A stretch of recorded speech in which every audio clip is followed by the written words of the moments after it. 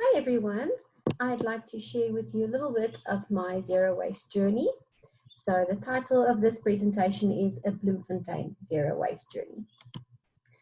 Okay, so why I started, I'm actually going to, I just wanted to say hi. So I'm going to close this little screen, this pop-up here, so you can see the slides nicely.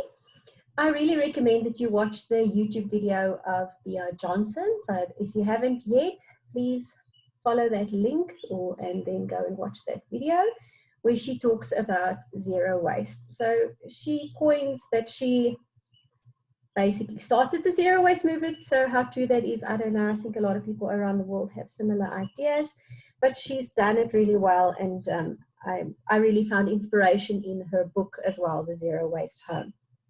So there's a link to her website as well, where you can find a bunch of tips on how to do the transition from normal living to zero waste lifestyle. So why did I start? I've always been interested in recycling, and I just feel if you are walking outside in your neighborhood and you see trash blowing around in the wind, you can't really just point fingers, blame the government, the municipality for not picking it up, blame people for dumping their trash wherever. We all have the responsibility to limit the amount of plastic that is out there in the world. So I wanted to go about finding out how to minimize the plastic, specifically the plastic, but all other resources that my family generates. So I really like this 5 R's of waste management and try to keep that in mind all the way through the shopping experience, because that's where you can eliminate most of your waste just in the way that you shop, and then or making the decision to not shop at all. And then throughout the whole life cycle of products in your home, and when the products leave your home, where do they go?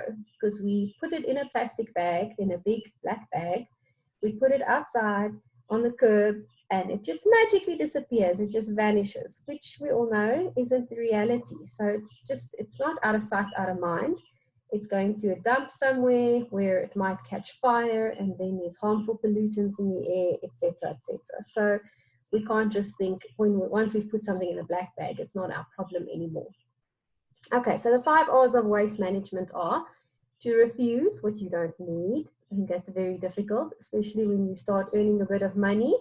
We all want to buy things. We see how many hundreds of adverts every day prompting us to buy things with the money that we've made. The next is to reduce what you do need. So this is making decisions, and Bia Johnson calls it voluntary simplicity. So choosing to live a simpler life. To reuse by using what you already have. To recycle what you can, and to rot the rest. So then if we start off with shopping. So I'm going to talk to you a little bit about the shopping that we do and where we shop and how we shop. But I also want to just mention that I have started doing secondhand shopping quite a lot. So if there's specific things, for example, especially things for my children that they might not need for a very long time, or it's just a phase they're going through or growing, or they need something new, then I'll go onto Facebook Marketplace and look for secondhand items. This saves me a bunch of money. And as the financial lecturer, you'll know that this is very important, that it's good to save your money and to rather invest it for future endeavors than wasting it on things today. So try and buy secondhand. And another benefit of buying secondhand, additional to you saving money, is there's no packaging or new resources being used to make a product. So you are just taking something that someone else doesn't need, giving them a bit of money, and then using it for your own purposes. And then when you're done with it, if it's in a good enough condition, you can sell it and make up the money that you spent on it.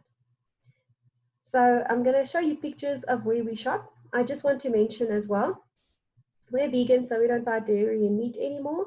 But before we went on our vegan journey, we went to the dairy, which is actually close to the CUT, where you can take your own bottles and go and buy milk and juice there. So they've got these massive containers, and you can go and fill up your own container. It saves you money. It's cheaper than buying it anywhere else. And also you're not walking home with a new plastic bag for your milk, or box of milk, or a bottle of milk, however you buy it, that you end up throwing in your rubbish bag. Same with going to the butchers. Like I said, we're not doing that anymore. But what I did before we went vegan is I would take my own Tupperware to a butcher, and then I'd ask them to put whatever meat I'm choosing at the back of their counter into my own container versus putting it in polystyrene and wrapping it with plastic wrap. So something that I learned, and that also that B.R. Johnson says, is own it. You know, when you walk into a shop, pretend as if you've been shopping this way your whole life, and they're weird if they don't get it, because people might look at you a bit strangely if you walk in there with your Tupperware and you tell them to put it in there. But if you keep on going to the same place, the same shops, people will get used to it. Hopefully you will inspire other people to do the same. And again, you're not walking home with harmful chemicals in the form of polystyrene and Glad wrap that you're going to end up tossing in a day or two anyway. Okay, then at Fruit and Veg or Food Lovers Market, if you've been in there, you would have seen that they've got containers that may only contain sweets and nuts and dried fruit. So that is also something where I've taken my own Tupperware. It's not somewhere I shop very often. It's a bit out of my way, but it is a place where you can enforce your zero waste shopping by taking your own Tupperware and or bags, your own bags that you have at home, or your own reusable bags, and ask them to put the items that you buy into those. So this is where I do shop. So this place is called Coffee Talks Cafe. It is near the Free State Botanical Gardens. So it is a little family-run business. They've got a coffee shop, and then they've also quite recently started as a little zero-waste shop. So you can see here that they buy in bulk. And being plant-based, eating plant-based ourselves, many of these items is what we eat anyway in a month. So I would go about once a month and then go and purchase from them. So they purchase these huge bulk bags, and then I take my own containers and fill it up with the quantities that I need for my family. So here, for example, is a picture of what my shopping looked like the one day when I was done. So I repurposed my old Jungle Oats box to put in my oats. I repurposed an old flour bag to put in my new flour, bought some loose fruits and veggies. And here I've got some quinoa, some bulgur wheat, some chia seeds, some brown rice and sugar, and so forth. And as you see, although I really like, if you start Googling zero waste, you get these beautiful kitchens and every container looks exactly the same, and it's really absolutely stunning. But I don't want to spend the money on those containers at the moment, so I'm just reusing bottles that we have in the house. So once it gets to my kitchen and I pack it out, it would look something like this. So here you can see here's an old black cat peanut butter container, which the chia seeds was in there, some honey, some lentils, and then the white quinoa. So this is what it looks like in my cupboard.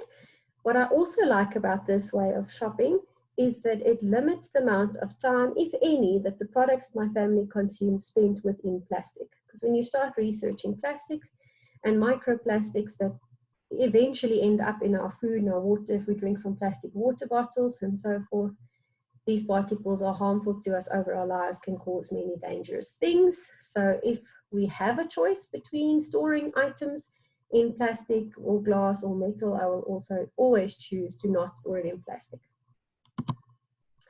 Here is also some of our shopping bags. So this is our general normal pep store shopping bag that you would have seen many times, and that I put anything in there. So grocery shopping, if we go buy toys or clothes or go to Clicks or Dis-Chem or Sportsman's Warehouse, anything, we would put it into these bags.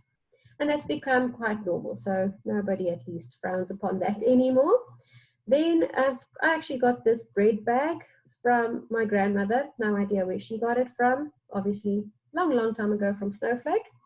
But so I would also take this, say for example, to Checkers or Pick n Pay with their little bakeries at the back.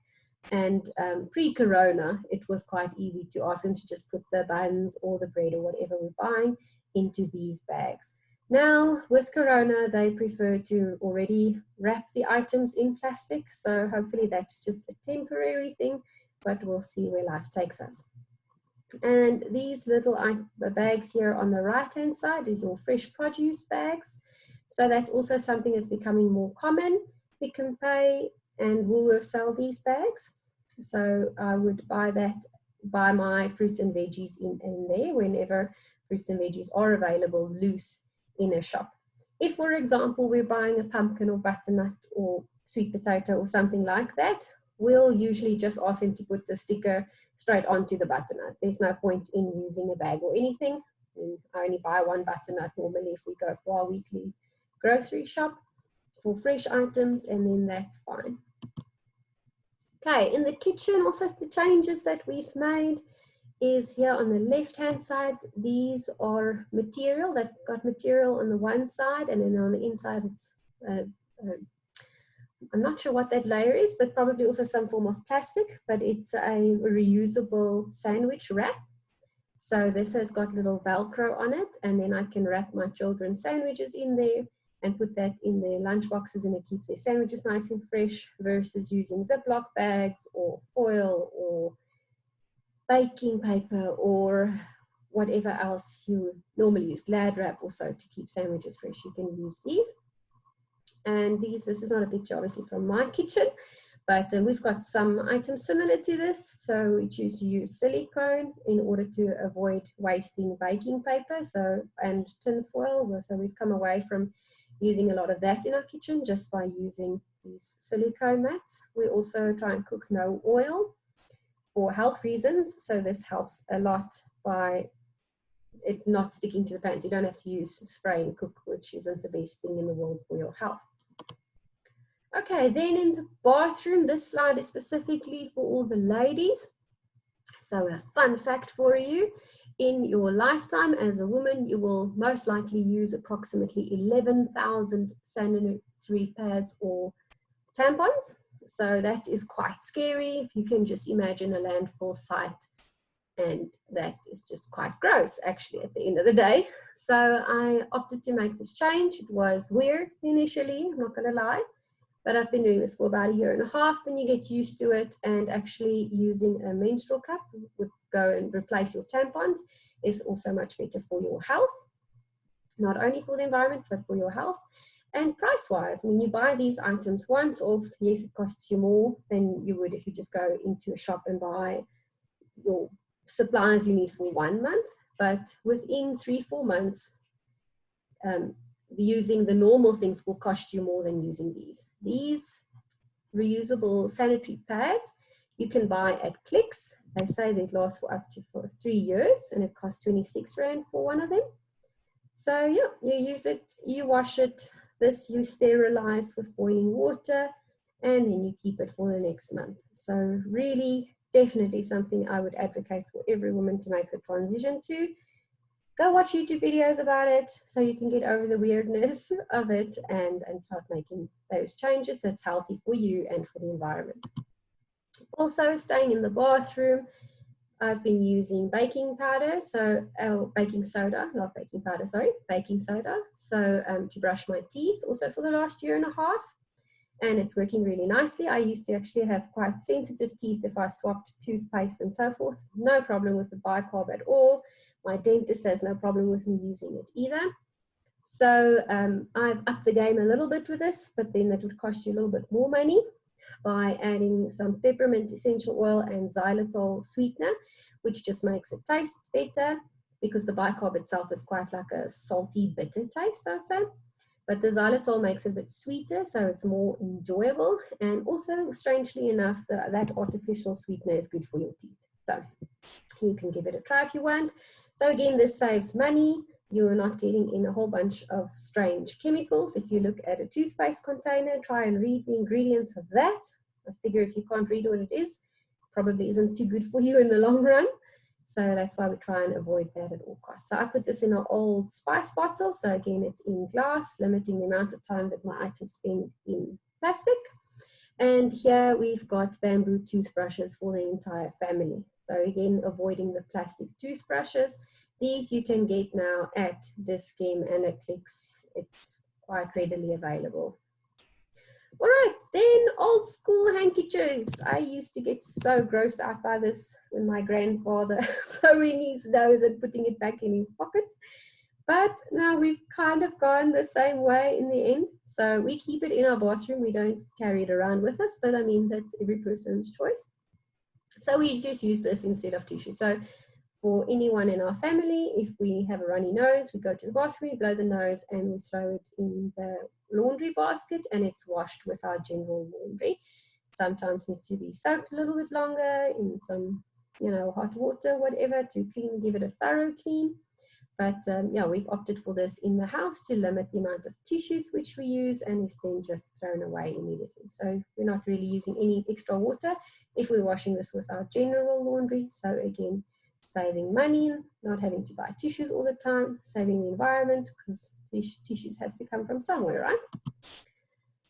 Okay, the laundry, I'm going to show you pictures now of what I use instead of laundry detergent and the pipes that run into the garden. What I did want to mention on this slide is that if your clothes become damaged, so you don't like it anymore, then you can give it away to charity, and that's brilliant. But if it's really in a condition that nobody can use it any longer, as far as I understand, I haven't done it myself yet, but you can take the clothes to Pick and Pay Clothing and to H&M. And actually, they will give you, is it H&M? I think it's H&M. They give you a discount apparently. So if you buy something else in the shop on that day, then you get 10% off on that item or something like that if you donate your old clothes, because they basically recycle it in order to make new items. So I think that's a very cool way of getting rid of your old and damaged clothes. So here is the Eco Egg. I'm holding it in my hand. It's got little balls in there and made from soap suds or something. I can't exactly remember now. But again, you can go and read up about it or ask me a bit more if you are interested. And this is, again, very good for the environment, very good for our pocket, because you pay, I think you pay, I can't remember exactly, but I think we paid about 500 Rand or something for the Eco Egg, and then it lasts you for 3-4 years. So it replaces the laundry detergent. And also because it's not harmful, so it's very good for people with allergies. Sometimes some people get rashes from the laundry detergent, so you won't have that problem at all.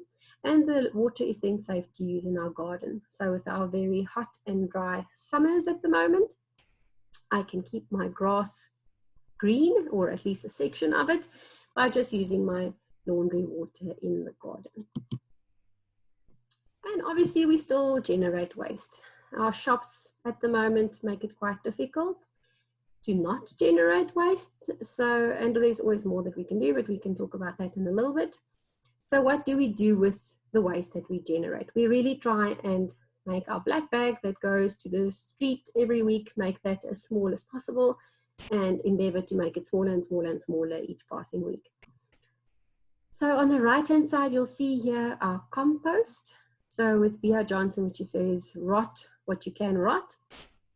We actually go and throw this in the veld because it's quite close to our house.